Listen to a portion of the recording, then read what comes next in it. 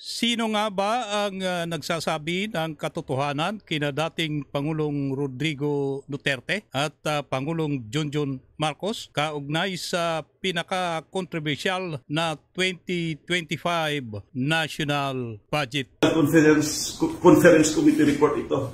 NIA is blank, PCA is blank, total is blank. So maraming pages ito na ganito. 13 pages pa yung nakita ko na blanco at saka pati na yun sa unprogrammed appropriations. Observation. Sa page SP11 of the BICAM report, it says that the Agricultural and Fisheries Modernization Program of 146,335,937,000. Klaro yun sa BICAM report.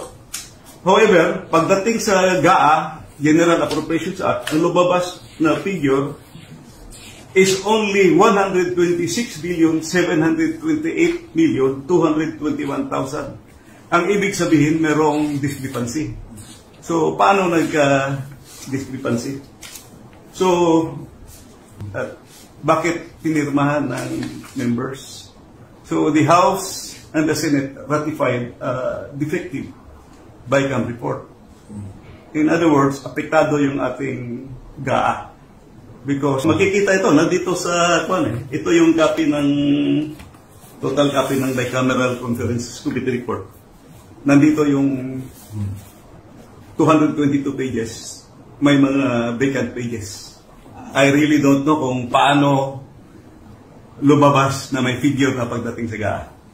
Hindi natin alam kung ano ang reserba nila, kung anong gusto na ilagay sobra doon sa pera natin. It could be that the money is in the hands of the government now or future appropriations or reserva ba ito. If it does not clear anything, then that is invalid and not correct.